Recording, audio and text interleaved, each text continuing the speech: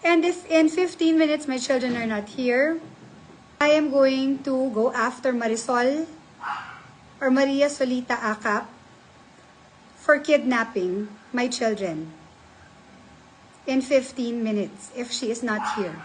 Again, my right hand, my PA, together with some fans, na-trace na po ng NBI. Okay, this is not a joke. This is very serious. Marisol, ibalik mo ang mga anak ko dito. Kanina ka pa dapat nasa Katipunan. Inaantay ka na ng NBI dito. At sa lahat ng Team Baliwag, whose loyalty is supposed to be mine,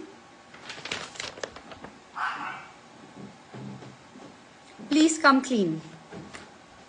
Marisol Acap, bring my children now. Dahil huling-huli na kayo ng Team Baliwag group mo sa GC with my Cladinians, slandering my name, destroying me, and using my children, extorting money from my fans, from KNL. Rosie, I am so not mad at you. I am so disappointed with you. Kung nasaan man lugar kayo, lahat dyan may NBI. At ipatatawag po kayong lahat.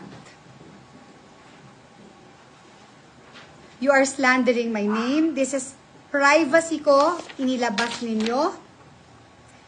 And you say you are loyal. Why?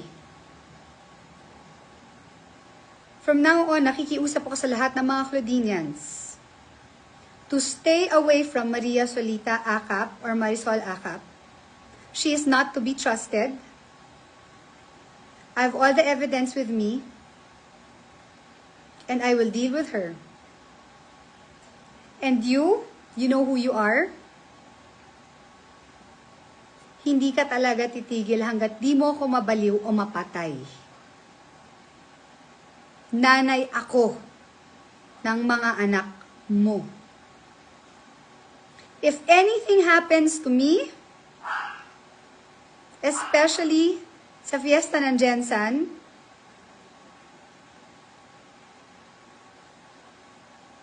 alam nyo na po, 2 tao lang ang gumagalaw.